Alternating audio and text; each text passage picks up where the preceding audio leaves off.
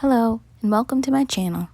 Today, I will be talking about something that really piqued my interest, and that is, why were there so many duck characters within childhood cartoons and even movie franchises? Now, I won't be talking about the enormous duck family tree, but I will be going into depth about the most notable ducks and the classic cartoons most of us can remember, I hope.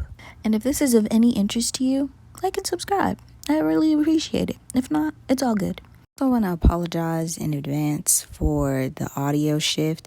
When I listen to it in my headphones, it sounds pretty clear, but now that I'm looking at it, it's not as clear, and I'm not really sure how to change it. So in advance, again, I'm sorry. But now, into the video. The year was 1934, and a cartoon named The Wise Little Hen was presented under Walt Disney's animated short series of cartoons called The Silly Symphony, a musical series of cartoon fables that we recognize today as nursery rhymes or fairy tales. The series would last from 1929 to 1939. This would include familiar characters such as the Three Little Pigs, Red Riding Hood, and the Dancing Skeletons. This would also be the first appearance of what is known as 8 decades of one of Walt Disney's most wildly popular characters known as Donald Duck. Donald was a supporting character in The Wise Little Hen that became a hit with audiences. Originally, he played a fool, different from what we see today. Donald, being voiced by Clarence Charles Ducky Nash, an American voice actor known for his work as Donald, his nephews Huey, Dewey, and Louie from year 1938 to 1965, and even Donald's girlfriend, and a slew of other characters ranging from Bambi, 101 Dalmatians, and even Jiminy Cricket from a brief period in his career. Clarence Nash originally went to Walt Disney Studios to voice act for other animals, something he was familiar with. You see, Nash did voiceover work on the radio before coming to Walt Disney Studios. Nash stated, Walt Disney heard him on the radio doing imitations of a character on Mary Had a Little Lamb, voicing Billy Goat. And when Walt Disney heard him, he wanted to make a character from Nash's voice, and the rest is history. Donald will go to star in his second cartoon, which would be his first appearance in a Mickey Mouse short film in 1941 named The Orphan's Benefit. This would also be his first temper tantrum, sparking an instantaneous hit with audiences. They loved it. Donald will become a permanent character in many of Mickey's cartoons from then on out, and also making him the first duck character on our list. From this, I feel like the duck craze really picked up because next up we have the three mischievous triplets, Donald's nephews Huey, Dewey, and Louie, and better known as playing in their own spin-off series Quack Pack and DuckTales. Huey, Dewey, and Louie's story starts off in 1936 in a short called Donald's Nephews. In the short, their mother drops them off for a brief visit with their Uncle Donald. Unfortunately, we can see the chaos and mischief they bring their Uncle Donald. Fast forward to 1987, and we see the triplets starring in DuckTales. DuckTales premiered on September 18th, 1987, and ran for 4 seasons for a total of 100 episodes, ending on November 28th, 1990. Our story follows Huey, Dewey, and Louie as they go to stay with their Uncle Scrooge while their Uncle Donald goes into the Navy. With this, it entails Huey, Dewey, and Louie and Scrooge go on many adventures. Unfortunately for Quack Pack, it wouldn't last that long, airing on September 3rd, 1996 on Disney Afternoon Program for 39 episodes and unfortunately 1 season. Huey, Dewey, and Louie have more distinctive personalities. We can still see they're very much mischievous as they were from when they were younger. In this spinoff, we see Donald overseeing his 3 nephews while working as a cameraman for his girlfriend Daisy.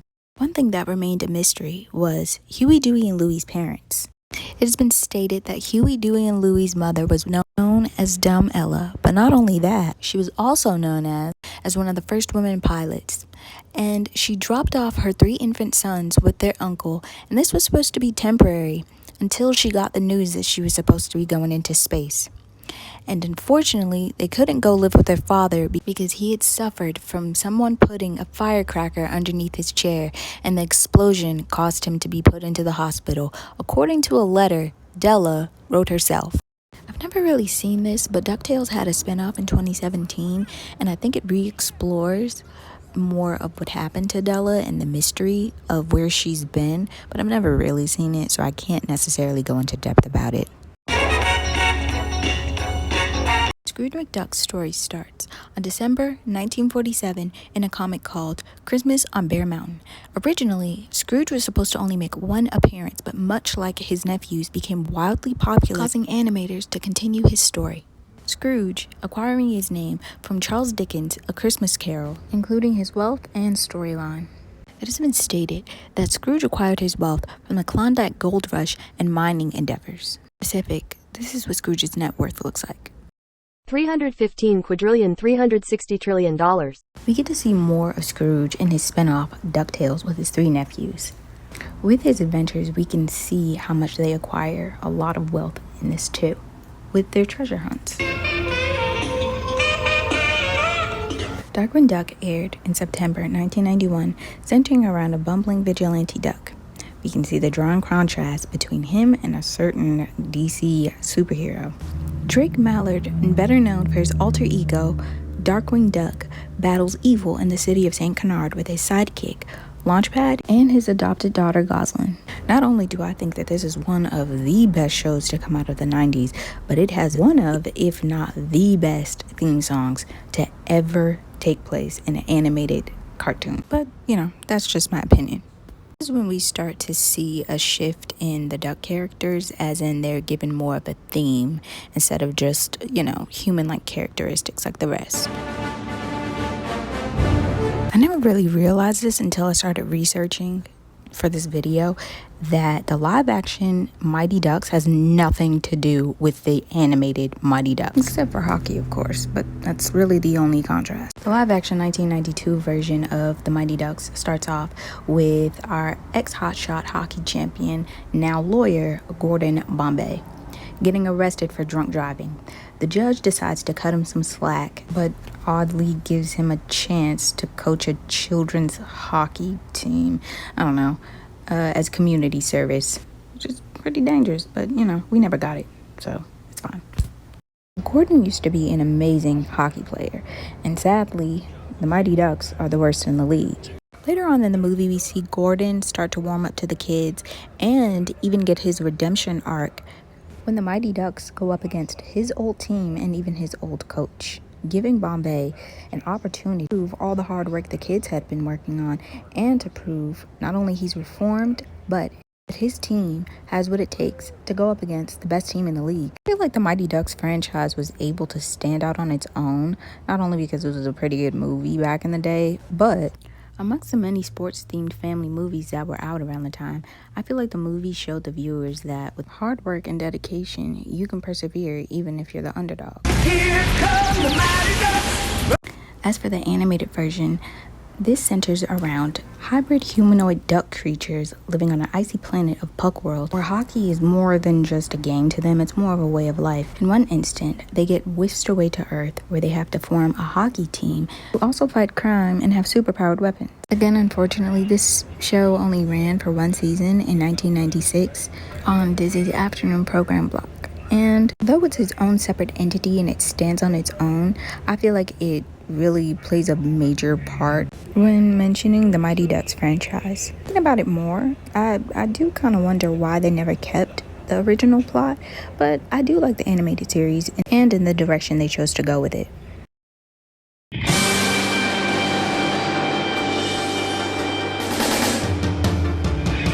Psyduck, a water-type Pokemon. Psyduck's owner is Misty, and his first appearance was in an episode of Pokemon called Hypno's Nap Time in October of 1998.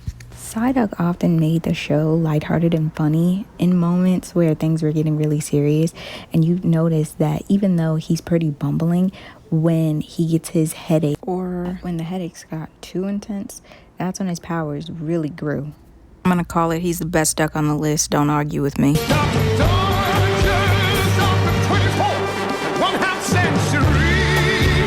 When talking about Daffy, we have to acknowledge that he's practically the only duck to rival Donald's success on such a successful and iconic level that it even got a bit in Roger Rabbit.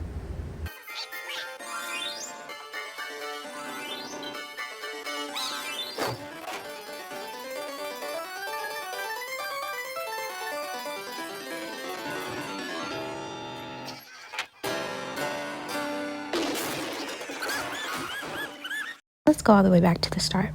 Daffy starred in his first short film called Porky's Duck Hunt in 1937. It's important to note that in the beginning, Daffy's character was wild and very crazy, and eventually he evolved into what we see today as being greedy and arrogant. At the rise of Bugs' fame, they decided to reshift Daffy's character and his characteristics, making him Bugs' rival, making him very jealous of Bugs and even consumed with the idea of stealing his spotlight back. Daffy would garner so much success that he was in a lot of spin-offs, not only with Bugs, but with a lot of the Looney Tune gangs, such as the Looney Tunes Back in Action movie, Space Jam, Baby Looney Tunes, and even getting his own spin-off, Duck Dodgers. Daffy even had a protege named Plucky Duck in an animated cartoon called Tiny Toons Adventures. He definitely added to the trajectory of a lot of duck characters, seeing that, like I said in the beginning, he's really the only one who rivaled Donald and was successful at it.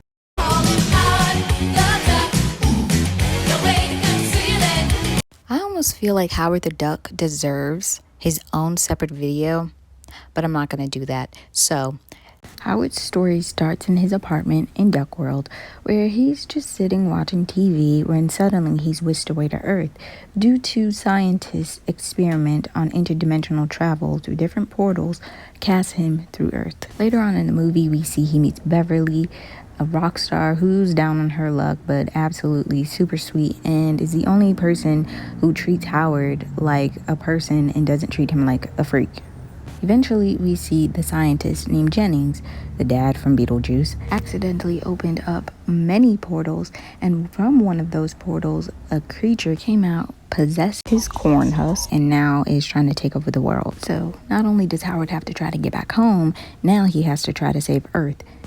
I almost have a love-hate relationship with this movie because in a way it's good, but in a way it's not at all good. I almost feel like Howard's story could have been better because it was so highly anticipated that this movie was going to do good due to the success of the comic books, which he first appeared in, a comic called Adventures into Fear Number 19, which was released in December 1973. I almost feel like at the time this movie fell short, but then oddly became a cult classic in the end. It almost seemed like Howard the Duck was doomed from the start. But what made it so popular in the end? In my opinion, I would have to say 2 words: the 80s.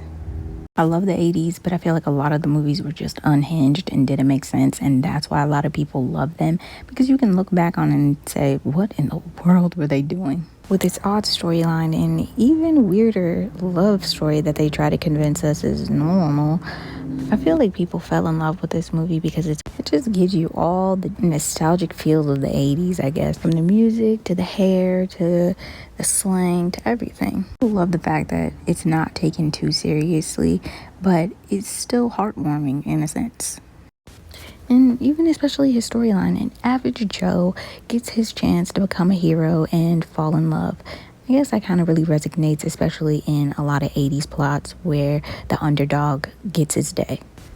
And I think people just think it's funny that, he's a duck and they're trying to make it work.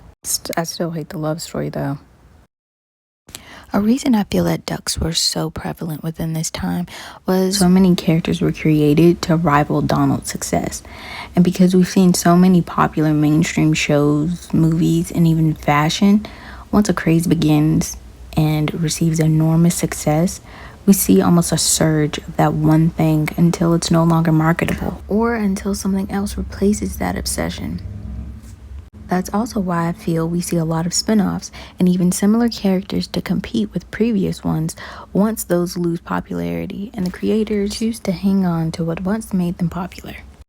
Now, I know we're at the end of the video, but I feel like these are some of the ducks that deserve at least an honorable mention because they did kind of contribute to the duck craze in one way or another. So let's begin with LaQuack, Duckman, Sitting Ducks, Count Duckula, Abby from Chicken Little's The Ugly Duckling, Dinky Duck, Donnie, Clyde, and Payne, the three ducks from Courage, Baby Huey, and a slew of other ones that I feel like needed an honorable mention, but necessarily didn't need their own section because they never had a spinoff or really contributed to the duck craze in a sense to where they left a lasting imprint. Even from this, I feel like you can even see the drawn contrast between most of them within animation, such as Count Duckula, Daffy, Plucky, Dinky, and of course all the ducks from Donald's side because they're related, so I'm pretty sure they had to look alike. I feel like a lot of the ducks had certain personalities about them, not only to set them apart from the other characters, but to kind of incorporate them into mainstream media like the Mighty Ducks, whose main theme was hockey. And that was it. Thanks for watching. If you have any favorite ducks that I mentioned on this list, please write it down in the comments, and if not, you can still write in the comments which ones you feel were your favorite. Thanks for watching, and I hope to see you back here next time. Bye.